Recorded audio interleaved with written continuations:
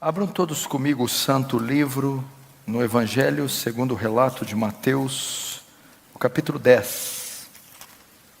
Mateus, capítulo 10.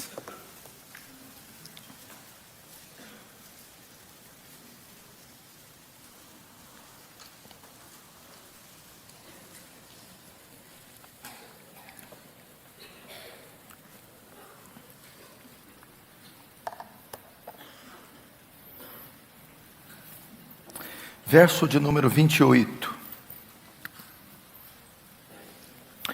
Diz assim a palavra de Deus, é Jesus quem está falando aqui. Não temais os que matam o corpo, e não podem matar a alma. Temei antes aquele que pode fazer perecer no inferno, tanto a alma como o corpo. Feche os olhos, vamos orar. Pai Santo, nos rendemos diante da Tua presença, Senhor, cônscios da nossa pequenez, da nossa miserabilidade, diante da grandeza e do poder que em Ti está.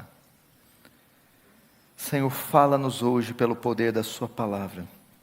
Somos tão fracos, tão falhos, mas despeja da sua graça que essa noite, gloriosa, abundante, faz abundar em cada um de nós pecadores. Convence do pecado, Senhor. Convence da realidade eterna do inferno. Traz salvação aqui, Deus. Faz teu reino avançar.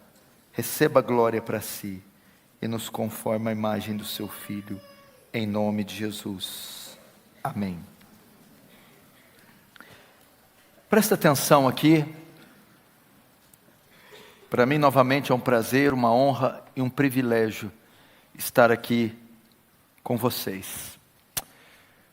Como vocês viram na divulgação, eu vou falar essa noite sobre a doutrina do inferno, a doutrina da condenação eterna. Para isso eu preciso muito da sua atenção. Preste muita atenção. Esse aspecto da soteriologia tem sido esquecido. Esse tema da soteriologia é a doutrina da salvação, do grego soteria, salvação, é a doutrina que estuda os aspectos da salvação. E dentro da soteriologia nós temos um tema, que é a doutrina do inferno. E esse aspecto da soteriologia tem sido omitido. Não é popular, não é simpático, não se é pregado sobre o inferno. Qual a última vez que você foi a um culto e ouviu uma pregação de 1 hora, 2 horas sobre o inferno? Qual a última vez que você foi a uma livraria e viu livros escritos sobre o inferno? Foi em uma conferência, um simpósio, um congresso sobre o inferno. Esse aspecto tem sido omitido, negligenciado, não tem sido pregado.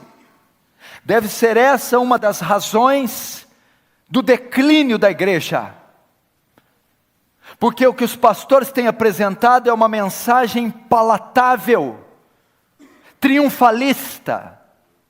Só querem falar de vitória, bênção, prosperidade e cura, como se a Bíblia só consistisse disso. Só isso. Me dá nos nervos isso. Me dá nos nervos ensinar a igreja só uma parte. Quem te disse que a vida é feita só de vitória, só de cura? Tem alguém com a doença aqui essa noite, com a dor? Tenho certeza que tem. Tem. Se Deus curar essa doença aí, hoje, agora, você nunca mais vai ficar doente? Acabou? Não, meu filho. A doença faz parte da vida caída em Adão. Se essa conta que você tem aí, pagar ela hoje, você nunca mais vai ter conta? Parece que as pessoas têm uma ideia biruta da fé. Ai, ele tem que me curar. Tá, curou, beleza. Curou, fez um milagre. Acabou o problema? Não! Você vai ter um atrás do outro, um após o outro, dívida, e crise, e problema, e luta, e tentação, e assim é até o último dia da vida. Ao invés de nós buscarmos essas coisas, devíamos estar buscando o quê? Crescer em santidade, em amor a Deus, em amor ao próximo, crescer em graça e em conhecimento, pregar o Evangelho. Deixa as dores aí, meu filho, aprende a conviver com elas. Deixa os problemas, eles nunca vão sumir daqui. Sabe uma coisa, eu vim buscar a minha bênção, eu não vim buscar bênção coisa nenhuma, 20 anos atrás eu recebi ela, quando eu me converti. Eu recebi a grande bênção, que é a salvação, que é o Evangelho. Se eu quero alguma coisa mais do que isso, sabe o que eu tenho que fazer? Acordar cedo, trabalhar, estudar, ralar. Não envolve Deus nessas coisinhas não, gente.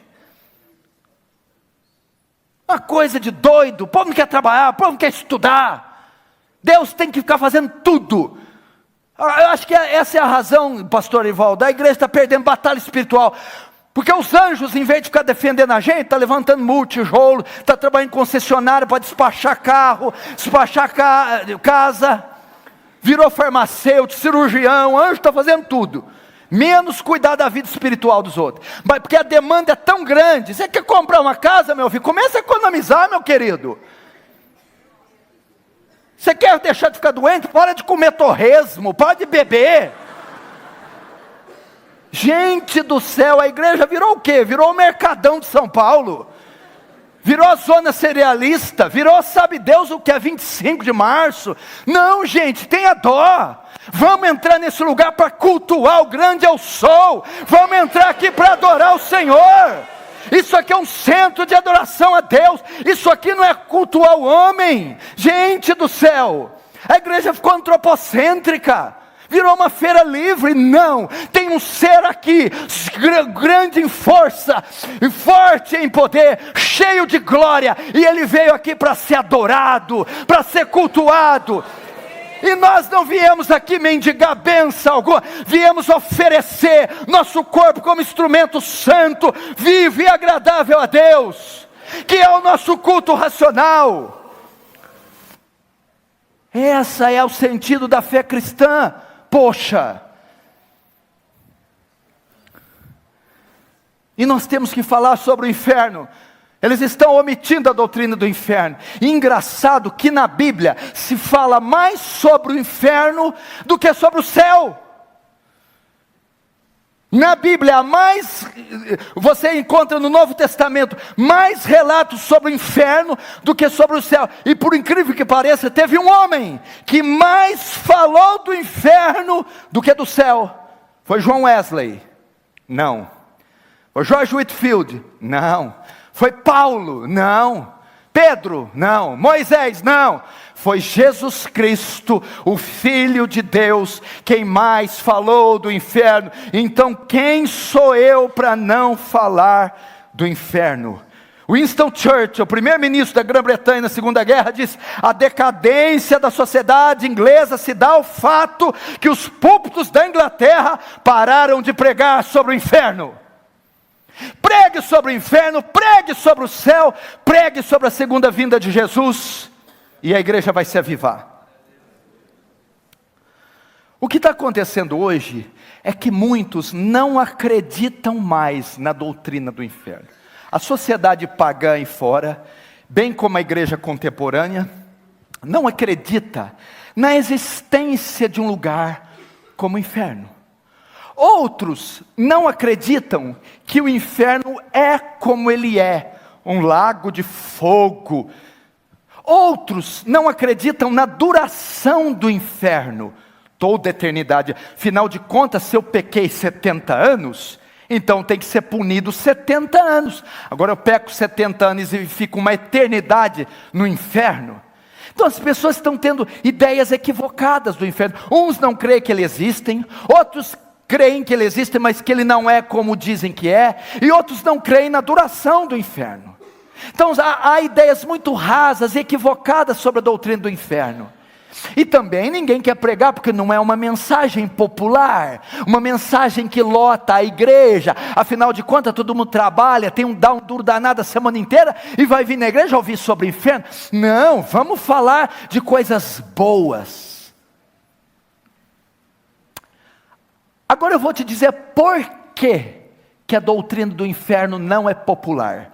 Por que não se prega sobre o inferno? Ao longo da história da igreja, foram-se criando conceitos equivocados sobre o inferno, que fizeram com que o povo dessa época não cresce no inferno. Vou falar novamente. Ao longo da história da igreja, ao longo do período da história da igreja, a igreja tem 2000 anos, começou em Atos, até hoje. Ao longo da história da igreja, foram se criando conceitos, ideias equivocadas a respeito do inferno, que fizeram com que as pessoas desse século não crescem mais nessa doutrina. E eu vou citar pelo menos 3 conceitos, 3 correntes de pensamentos sobre o inferno equivocadas, que fazem com que o pessoal de hoje não creia. É o agnosticismo, o aniquilacionismo e o universalismo. São 3 conceitos equivocados do inferno que fizeram que as pessoas não crescem mais. Primeiro, o agnosticismo. O que é o agnosticismo? Para sabermos o que é essa corrente de pensamento, precisamos saber o que significa a palavra agnóstico. Vem de um termo grego chamado gnosis. Gnosis quer dizer conhecimento. Agnosis, o que é o A? O A é a partícula negativa, não, sem. Agnosis, sem conhecimento. O agnosticismo, sem conhecimento, ele ensina que não há conhecimento suficiente do inferno para saber se ele existe.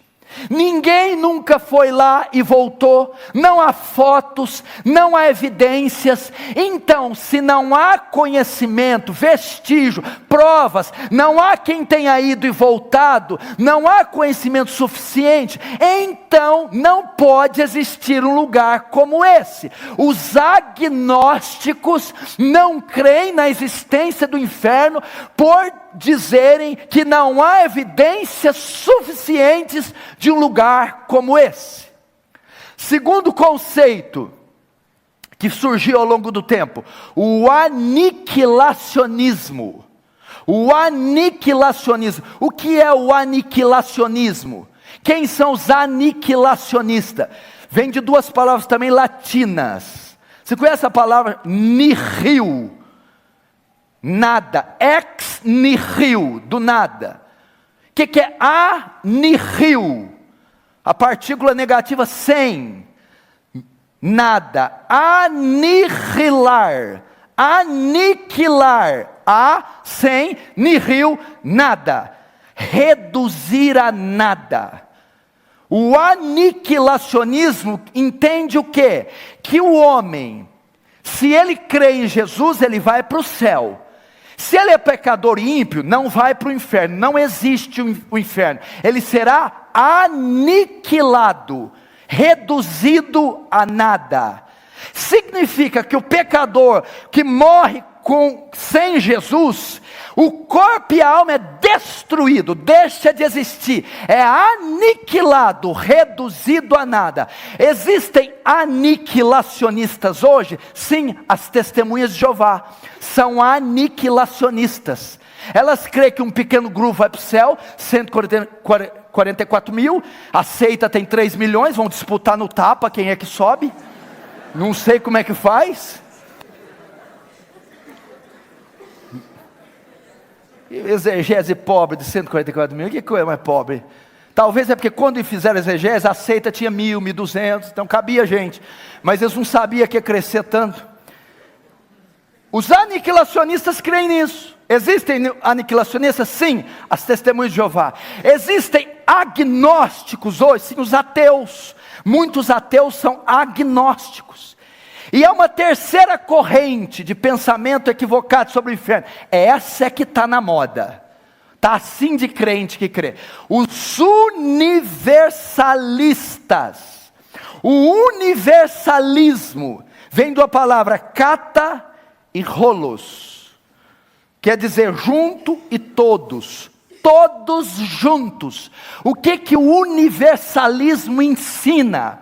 Que no final dos tempos, quando Deus redimir a terra e dar ela totalmente ao governo de Cristo, todos serão salvos, todos, os crentes e os descrentes, os justos e os ímpios, todo mundo vai para o céu. O universalismo chega a dizer o absurdo que no final dos tempos, até o diabo será salvo. Deus vai abrir o inferno e sai, capetada, vai todo mundo para o céu. O universalismo crê nisso, que os santos, justos e os injustos vão ser salvos. Quem estudou, não estudou para a prova, no final todo mundo vai passar de ano. É o sonho de qualquer brasileiro estudante. Por quê? E por incrível que pareça, um dos maiores exegetas do século XX, John Stott, era universalista, por causa de Atos 3,19 e Efésios 1,9, segundo o seu beneplácito que propuseram em Cristo, de fazer convergir nele, na dispensação da plenitude dos tempos, todas as coisas, tanto nos céus e na terra. O Atos 3,19, 21 diz que o qual convém que o céu contenha, até os tempos da restauração, de tudo, dos quais falou Deus pela boca dos seus profetas. Por causa de um termo grego aqui, apocatástase, a restauração de todas as coisas. Alguns exegetas, alguns teólogos entendem que este verbo grego significa que no final, Deus vai restaurar tudo através de Jesus e vai salvar todo mundo. Então vai entrar no céu toda a raça humana, desde Adão, todos receberão perdão, quem crê, quem não crê, o justo, o ímpio, até Satanás. Por incrível que pareça, na igreja de Cristo, se é que podemos chamar de igreja de Cristo, está assim de universalistas. Agora, existe um quarto conceito, é o conceito bíblico, a visão bíblica do inferno. Existe sim um lugar de sofrimento consciente da alma e eterno, chamado inferno. Existe um lugar de sofrimento consciente da alma e eterno, chamado inferno. Esse é o conceito bíblico. A doutrina do inferno não é exposta e ensinada claramente no Antigo Testamento. É no Novo Testamento que vamos ter ideias mais claras sobre o inferno. Paulo em suas cartas faz menção da doutrina do inferno. João fala em Apocalipse da doutrina do inferno, mas é Cristo quem propicia o mais amplo ensino sobre o inferno. Em Mateus 5:22, ele diz do fogo do inferno. Mateus 5:29 e 30 diz que a punição será mais severa no inferno do que perder um membro do corpo. Mateus 7:19 diz que a árvore que não produz fruto será lançada no inferno. Mateus 8:12 diz que serão lançados nas trevas exteriores. Mateus 13:40, 50, a parábola do joio diz que no final serão lançados no inferno. Marcos 2:42, 48 diz que é o lugar onde o verme não morre, o fogo não se apaga. E na parábola dos talentos, das bodas, das ovelhas, ele diz para aquele que condena que irão para o inferno. O ensino sobre o inferno não pode ser negado, pois é uma doutrina explicitamente bíblica. Negar a doutrina do inferno é negar a própria palavra de Deus. Existem 4 palavras para inferno na Bíblia. Presta atenção. Existem 4 palavras para inferno na Bíblia: Sheol, Hades, Guiena e Tártaros. A Bíblia, quando quer designar inferno, ela usa 4 palavras: Sheol, Hades, Guiena e Tártaro. Sheol é a palavra do Antigo Testamento, a palavra hebraica, que significa sepultura, túmulo, mundo dos mortos e inferno. Hades é a palavra grega, a transliteração grega do hebraico Sheol, que significa também sepultura, que significa morte, que significa mundo dos mortos ou inferno. Existe a palavra Tártaros, que é mencionada uma vez só na Bíblia, está nas cartas de Pedro, que é designada para o abismo, onde os demônios estão aprisionados até o dia do juízo. E existe a outra palavra que é Guiena, Guiena, o vale de Rinom. E eu quero falar um pouco sobre Guiena. O que é o Guiena? Guiena é a palavra mais forte e a que mais expressa o inferno. Guiena é uma palavra composta de 2 palavras, que significa Ge-Rinom. É o vale de Rinom. O que é o vale de Rinom? Essa palavra era usada no Antigo Testamento para designar o vale de Rinom. Vale de Rinom era um local onde o rei ímpio Manassés queimava seus filhos ao deus Moloque. Era um lugar onde os reis pagãos e Manassés erigiam uma estátua de um deus chamado Moloque. E colocavam fogo dentro, e jogavam crianças para serem incineradas, oferecidas a Moloque, eram queimadas. Manassés ofereceu seus filhos para serem queimadas ao deus Moloque. Jeremias 7 chama o vale de Rinom de vale da matança. No Novo Testamento, na época de Jesus, onde era o vale de Rinom? Para que ele servia? Na época de Jesus, o vale de Rinom era o lixão da cidade de Jerusalém. Jerusalém, uma grande cidade, depositava o seu lixo em um vale, no vale de Rinom. E o que acontecia lá? Lá era depositado lixo orgânico e inorgânico, era jogado papel, tecido, comida, animais mortos, pedaços de membros amputados humanos e corpos humanos eram jogados no vale de Rinom, no lixão. A quantidade de lixo o que fazia, e o que os lixões fazem para dar cabo do lixo? Incineram, atiram fogo para que o lixo se consuma. A quantidade de lixo que o vale de Rinom, o lixão de Jerusalém, recebia, era tão grande, que o fogo nunca apagava, sempre estava recebendo lixo, de modo que o fogo estava constantemente pegando, e aquele fogo queimava o quê? Lixo, animais e cadáveres de homens, cheios de verme. Por isso Jesus vai dizer, onde o fogo não apaga, a ferida não cicatriza e o verme não morre. Quando Jesus quis expressar para os judeus o que é o inferno, ele diz, olhe para o vale de Rinom. O inferno é como ele, onde o fogo não apaga, onde o verme não morre, a ferida não cicatriza, e corpos queimarão constantemente. Isso é o inferno, o lugar onde o lixo da humanidade será colocado. Vocês entenderam? Agora vamos entender. Quem morre hoje, vai para onde? Quem morre hoje com Jesus, o crente, se morrer hoje, vai para onde? O corpo vai para a sepultura, a alma vai para o céu. Não existe doutrina do sono da alma, ninguém fica dormindo no túmulo. Essa ideia de dormir, de sono da alma, vem da interpretação errada da carta de Paulo aos Tessalonicenses. Irmãos, não quero que sejais ignorantes a respeito dos que dormem.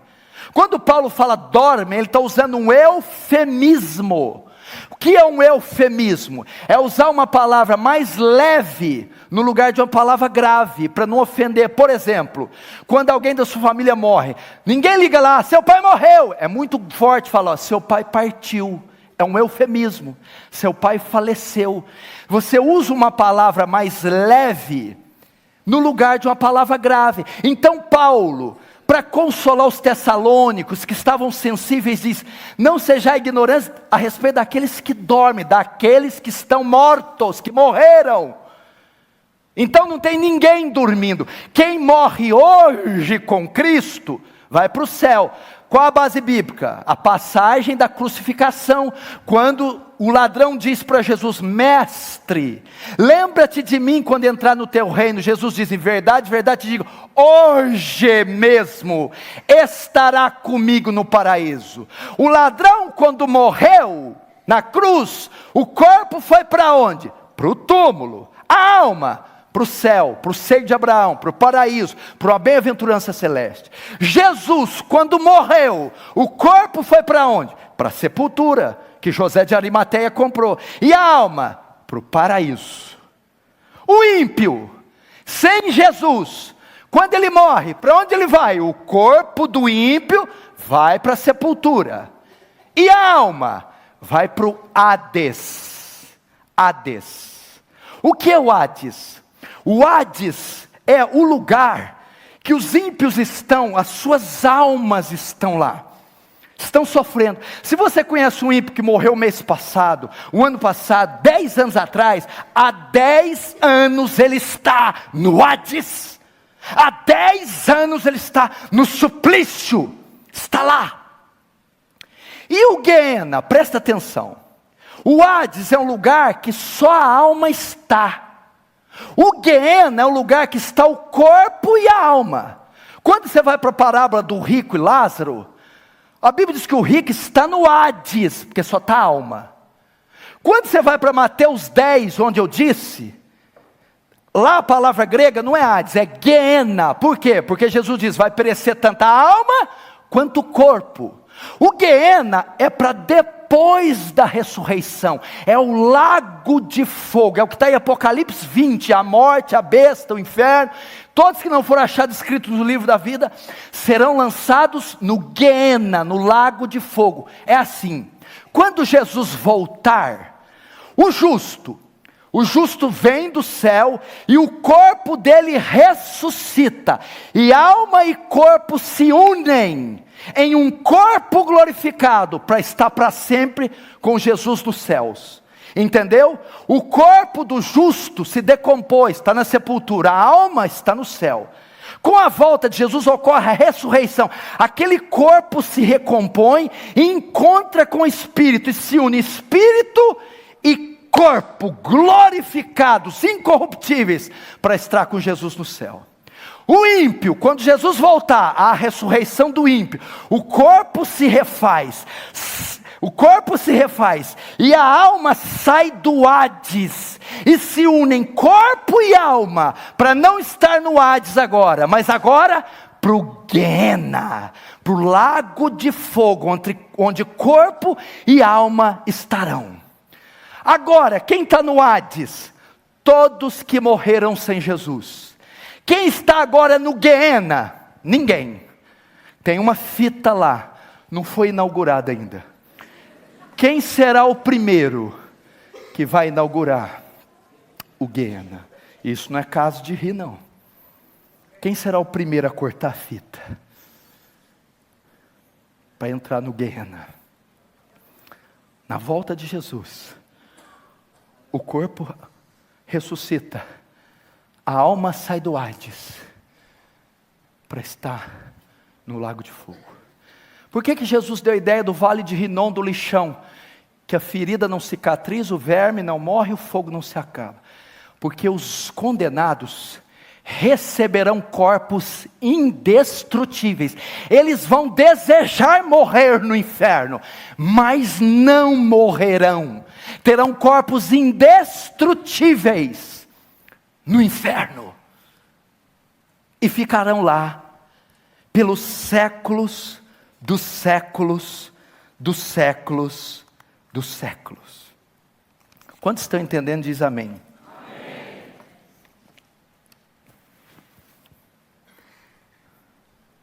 Essa é a doutrina do inferno. Agora, vamos ver algumas características do inferno. Como é esse lugar? Tem gente que fala que o inferno é aqui. Inferno bom com boate, com escola gelada. Inferno, como é esse lugar? Vamos ver algumas características que a Bíblia traz. Abre comigo em Lucas capítulo 16.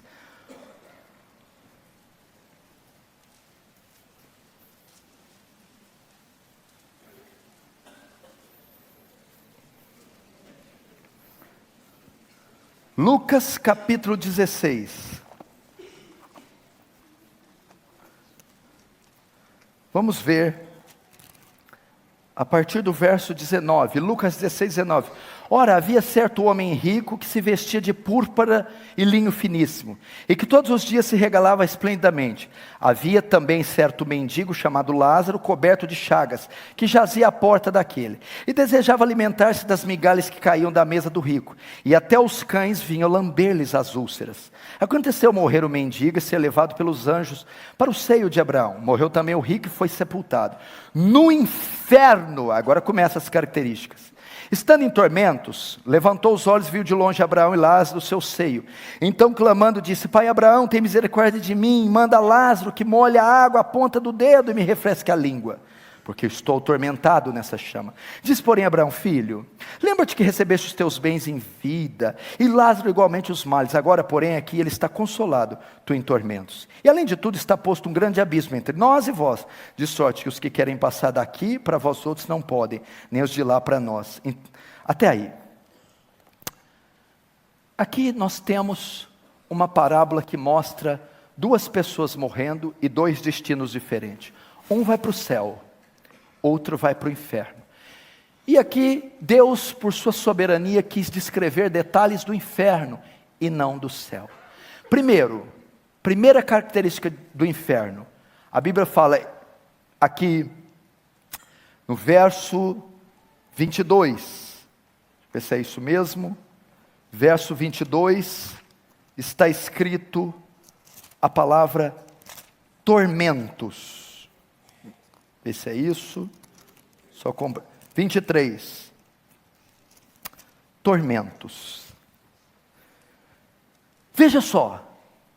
Primeiro, característica do lugar. É uma colônia de férias o inferno, um lugar que vai ter loiras bonitas com álcool e uma boate, igual aquela do Blade, descendo sangue para os vampiros, aquela coisa. A Bíblia diz que o inferno é um lugar de tormentos. O inferno é um lugar de sofrimento. Sofrimento. Notem que ele usa o plural. Tormentos no plural. O que significa tormentos e sofrimento? O inferno é o local onde vai haver o completo despejar da ira de Deus sobre o ímpio. Isso é o inferno. Apocalipse 20:10. E o diabo que os enganava foi lançado no lago de fogo e enxofre, onde então a besta e o falso profeta de dia e de noite serão atormentados. Mateus 25:41-46 diz: então dirá também aos que estiver à sua esquerda: apartai-vos de mim, malditos, e irão estes para o tormento eterno. Você tem ideia do que é isso? Sofrimento. Eu não sei, há especulações quanto se é fogo literal, o que é a substância do inferno, se vão queimar, torrar, não sei. Uma coisa eu sei: o inferno é o completo despejar da cólera, da ira de Deus. Só para você ter uma ideia, o que pode ser o inferno? A Bíblia diz em Apocalipse 14 que os tais beberão do vinho, do furor, do lagar, da ira do Deus Todo-Poderoso. Usa o termo lagar. O que é lagar? O lugar que faz uva. É um compartimento, um caixote. Pensa num caixote, que embaixo tem furos, saídas com canos, dutos, que terminam em baldes, recipientes. O viticultor colhe as uvas e enche o lagar, o caixote enche. Depois ele salta lá dentro e começa a pisar as uvas. E ao pisar vai extraindo o suco, que vai passando pelos dutos até o recipiente. Dali se extrai o vinho, suco de uva. Este lagar é o inferno. As uvas são os pecadores que ali estarão, e os pés de bronze que pisam as uvas são os pés do cordeiro em forma de ira, e o suco que sai das uvas é o sangue dos pecadores. Isso é o inferno, a ira de Deus. E aquele que viver em pecado, beberá do cálice da sua ira, cada gota da ira de Deus. Não brinque com o inferno. Não brinque com o inferno. Segunda característica, verso 24. Então clamando, disse: Pai Abraão, tem misericórdia de mim, e manda Lázaro que molhe a água, a ponta do dedo e refresque a língua, porque estou atormentado nessa chama. Presta atenção, o sofrimento ali era tão intenso, o calor das chamas, que Jesus ilustra, que o rico dizia: Pai Abraão, peça para Lázaro, ao menos molhar a ponta do dedo, e colocar uma gota na minha língua, para que me refresque, ao menos uma gota. E Abraão disse: o que significa? O inferno é a ausência total do alívio da dor. Quem aqui já fez uma cirurgia, teve uma fratura exposta, pós-cirúrgico, parto, queimadura, seja o que for que doeu muito, precisou de antibiótico, morfina, anestesia, e você rugiu, passou a noite em claro, mas passou 10, 20, 30 dias, passou a dor. A sua mente está condicionada, quando você queima de 3º grau, a esperar o alívio da dor, porque uma hora vem, cicatriza, pomada, ferida. No inferno não haverá um minuto sequer de alívio, um segundo sequer. É uma dor, um sofrimento, um tormento constante, incessante, sem um segundo sequer de alívio. Sem um segundo. Terceira característica do inferno, para mim uma das piores. Verso 25, diz porém Abraão: filho, lembra-te que recebeste teus bens e vidas, e Lázaro igualmente os males, porém aqui ele está consolado e tu em tormentos. Vamos pegar a primeira frase. Lembra-te. Pastor Erival, eu acho que essa é uma das piores consequências do inferno. Lembra-te. Lembra-te significa que a memória não vai ser tirada no inferno. Você se lembrará da tua mãe, do teu pai que tanto orou por você, da tua esposa, marido ímpio, que convidou você para ir no culto e você não foi, que pediu para você ler a Bíblia e você não leu, que pediu para você mudar o seu jeito e você não. A memória não será tirada. Você se lembrará do Evangelho, se lembrará da Escritura. Você, se caso for para lá, se lembrará deste culto aqui. Você que me vê pela TV, pela internet, se lembrará destas palavras. Então a memória irá comichar no inferno. Vai se lembrar das oportunidades que teve, de fazer o bem e não fez, de receber o Evangelho e não recebeu, de crer e se arrepender e não creu, de abandonar o pecado, o vício, a droga e não o fez. Então lá se lembrará de cada cena. Quer juízo pior que esse? Quarto, verso 26, e além de tudo está posto um grande abismo entre nós e vós, de sorte que os que querem passar daqui para vós outros não podem, nem os de lá para nós. Quarta característica do inferno: você nunca mais estará na presença de um santo, nunca mais verá um pastor, nunca mais verá aquela mãe de oração, nunca mais estará com a sua esposa, Nunca mais, há um abismo entre o céu e o inferno, nunca mais ouvirá um louvor, nunca mais cultuará o Senhor, nunca mais estará na presença de um homem ou uma mulher piedosa. E a Bíblia diz que os que de lá querem passar para lá, não pode. Você vai buscar saídas no inferno, não há saídas. Uma porta para abrir, não há portas. Um muro para saltar, não há muros. Um túnel para entrar, não há túneis. Não há saída, é uma dimensão escura, negra, que tem caminho e porta só de entrada. Você gritará: mãe! Não tem mãe no inferno. Nunca mais verá um beija-flor, uma samambaia, um rio. Nunca mais verá uma rosa. Você esquecerá que existiu o amarelo, o vermelho. Você esquecerá do som, das cascatas, do céu, das estrelas. Só escuridão e trevas. Quinta e pior consequência do inferno para mim, porque ela é a mistura de todos os anos, de todas as coisas.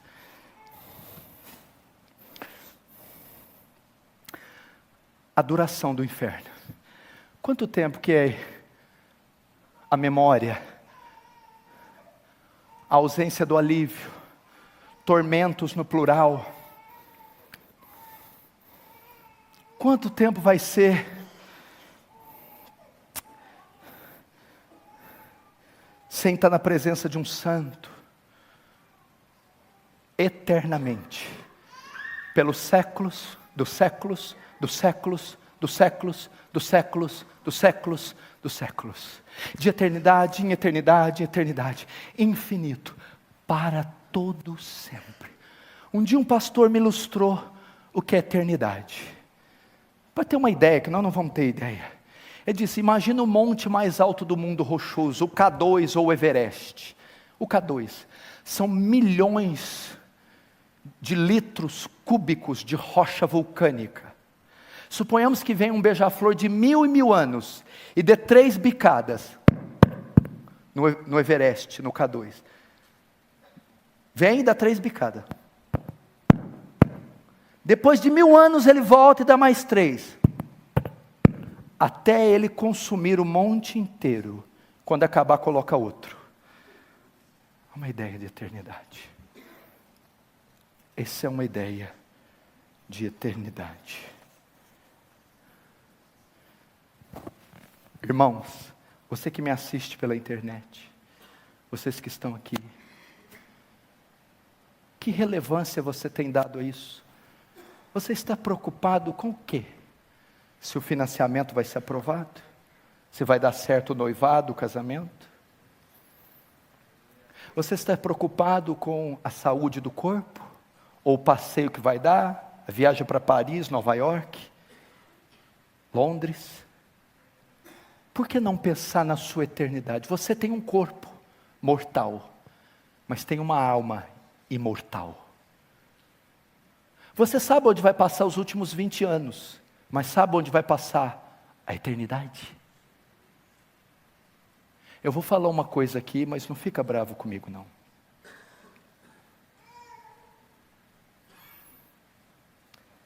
Tem pessoas que estão aqui sentadas, e pessoas que estão me vendo pela internet, que vão para esse lugar.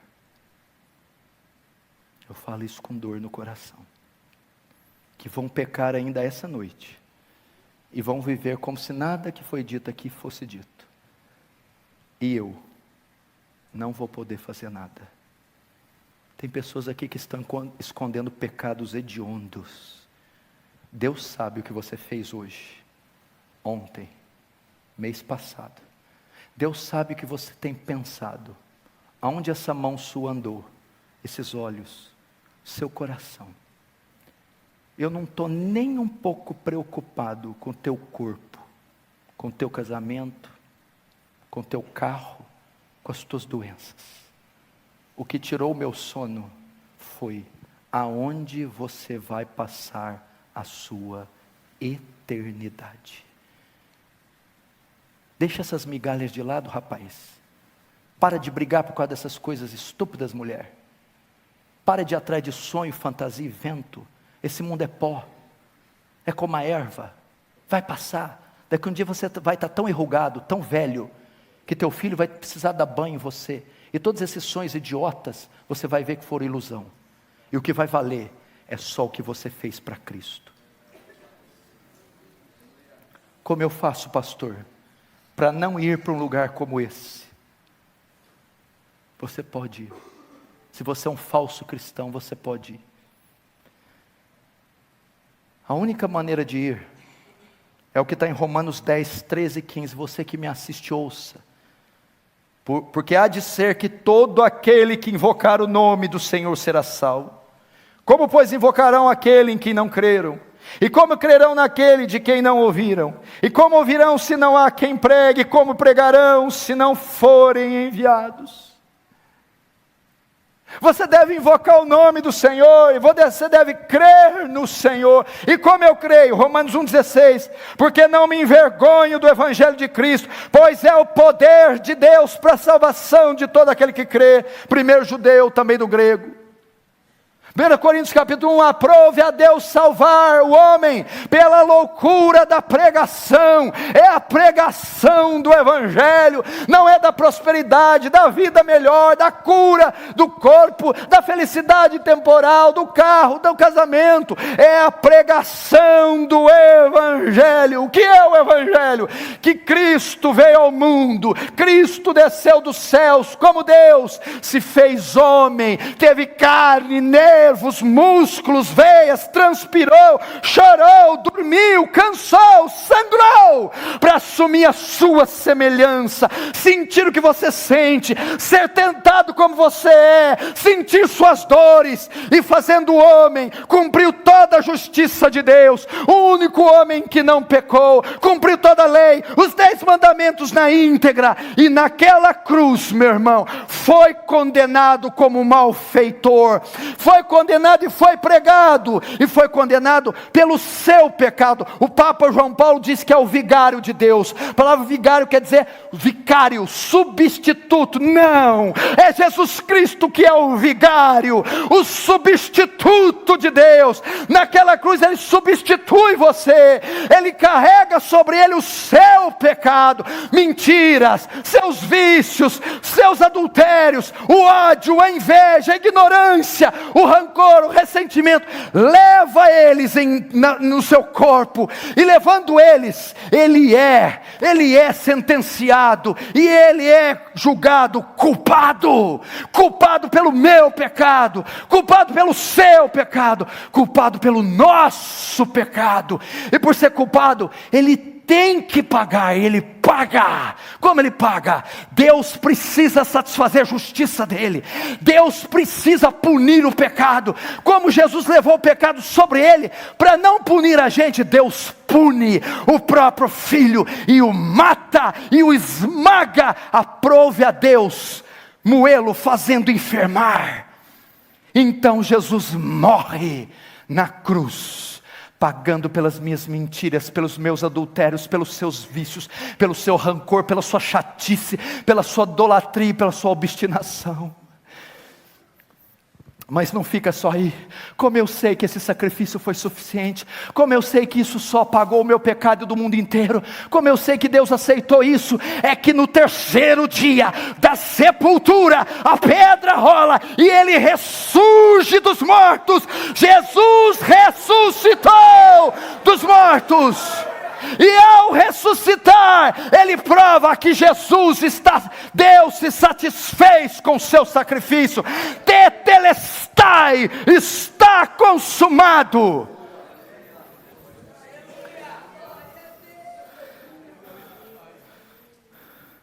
Essa é a única maneira de ser salvo. Agora, o plano foi feito, o sacrifício foi executado. como eu recebo os benefícios dele, como eu sou salvo da ira, do inferno, do Guiena, do lago de fogo. Eu devo responder a esse sacrifício, devo responder à cruz com arrependimento e fé. Você que está aqui, que não quer ir para aquele lugar, você que me ouve, que não quer ir para o inferno, você deve se arrepender dos seus pecados, você deve crer em Jesus. O que é arrependimento? Metanoia, mudança de mente, é se voltar contra o seu pecado, é se voltar contra o seu estilo de vida. Não é um sentimento, me arrependi de ter falado aquilo ontem. Não, arrependimento bíblico é: eu mudei o meu conceito de Deus, o meu conceito a respeito das Escrituras, meu conceito a respeito de pecado, o meu conceito da vida, meu conceito como pai, como marido, como filho, como profissional. Eu mudei, eu estava completamente enganado, equivocado, e agora eu dou as costas para a vida que eu tinha, para o pecado. Metanoia, arrependimento. Segundo, como eu sou salvo? Fé. Não é aquela fé, eu creio em nosso Senhor Jesus Cristo que Ele vai curar a dor. Não, é a fé salvadora. O que é a fé? Confiança. É olhar para Deus e a sua santidade, olhar para Deus e a sua lei, a sua justiça, dizer: eu nunca vou cumprir a lei, eu nunca vou atender as perspectivas da justiça de Deus. Tudo que eu mereço é o inferno. Minhas obras, vela, procissão, missa, meus sacrifícios, obras, de nada servem. Tudo que eu mereço é o inferno. Mas eu lanço a minha confiança de salvação, lanço a minha esperança na cruz, no mérito de Cristo, na pessoa de Cristo. Eu não irei para o céu por causa de mim, eu irei por causa dele. Não irei pelas minhas obras, irei pelas deles. Não irei pela minha bondade, mas irei pela bondade dele, e nele eu descanso. Na cruz eu descanso, no sacrifício eu descanso.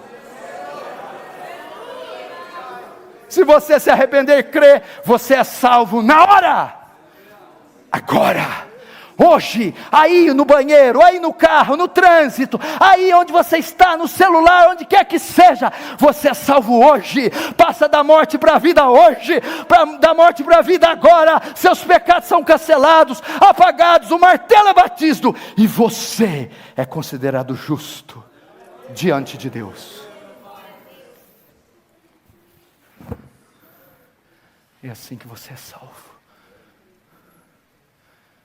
Eu não sei se aqui eles sabem essa canção, se ensinou ela, se ensaiou ela. Mas se soubesse, ou quem sabe aí canta a capela. Manso e suave Jesus.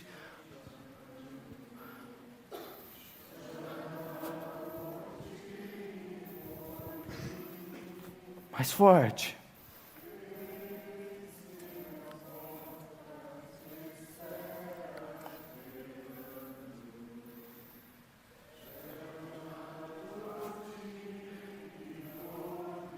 Todo mundo, vem já.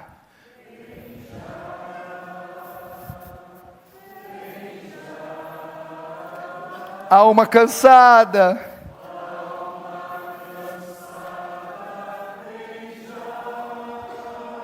Mais uma vez, vem já.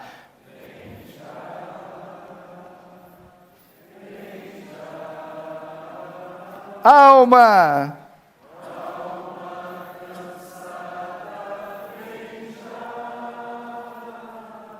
Vem, pecador, vem. Vem para Jesus. Suave.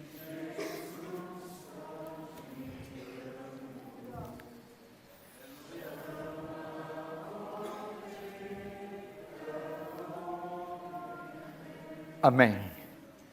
Irmão, hoje não é o dia do inferno, hoje não é o dia do juízo, hoje não é o dia da ira, hoje não é o dia da condenação, hoje é o dia da misericórdia, hoje é o dia da salvação, hoje é o dia do perdão, hoje é o dia da redenção. Vinde a mim todos que estáis cansados e sobrecarregados, e eu vos aliviarei. Tomai sobre vós o meu jugo, e aprendei de mim, que sou manso e humilde de coração, e acharei descanso para as vossas almas, pois o meu jugo é suave e o meu fardo é leve. Todo aquele que vier a mim, de maneira nenhuma eu lançarei fora. Venha a Cristo, lance-se a Cristo, se jogue a Cristo, meu irmão. Vamos ficar de pé.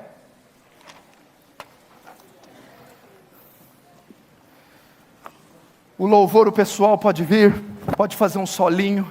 Você vai orar agora, meu irmão. Você vai orar pela sua alma.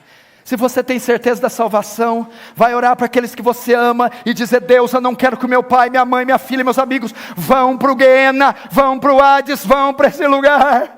Salva-os, salva-os, salva-os. Se você não tem certeza, vai dizer: Senhor, hoje eu tive convicção do meu pecado, salva-me, salva-me, salva-me, perdoa-me. Ore, meu irmão, ore de verdade, soluce, ajoelhe, chora, mas não vá daqui sem ter certeza da sua salvação. Ore, meu irmão, por favor, ore.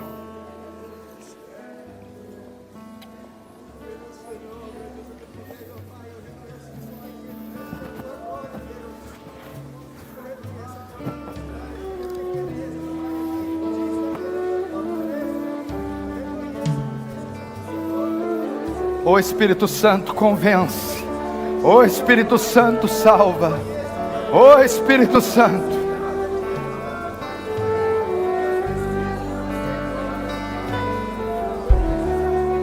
Ora, meu irmão, você ainda está muito tímido. Ora, agora não é hora de ter vergonha, agora não é hora de ser tímido. Ora, é vindo a morte, é céu, inferno. Ore, ore nesse local. Minha casa será chamada casa de oração. Oh Deus, aviva essa obra, Deus. Aviva essa igreja, Deus. Aviva-nos.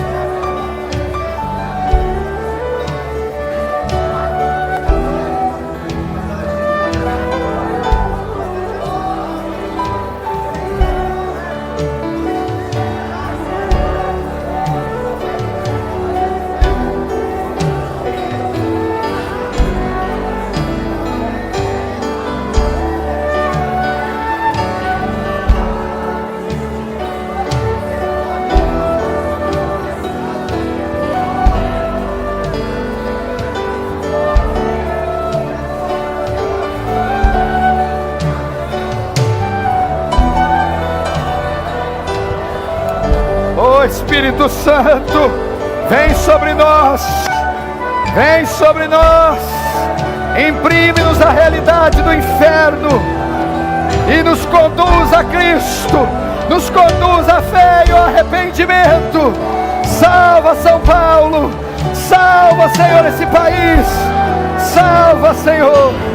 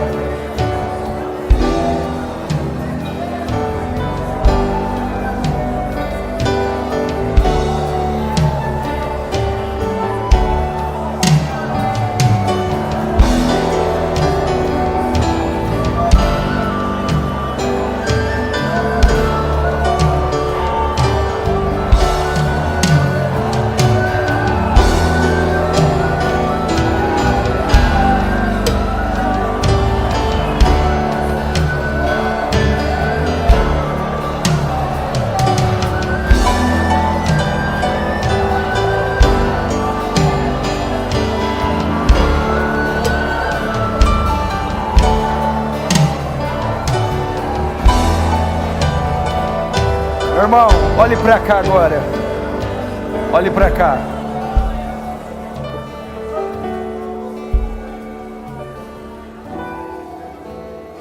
Quando ouvis a voz do Senhor, não endureçais o coração. Eu vou citar um texto e termino. Aliás, você vai citar comigo. Porque Deus amou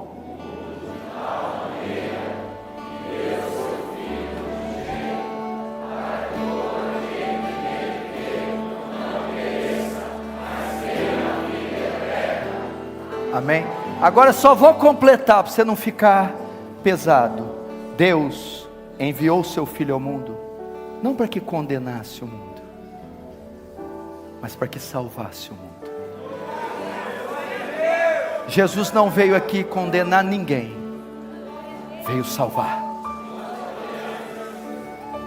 Estarei aqui embaixo, trouxe livro, se quiser que eu assino, quiser dar uma palavra aí comigo, estarei aqui embaixo. Só para Jesus, para o final desse culto, dá um aplauso para ele.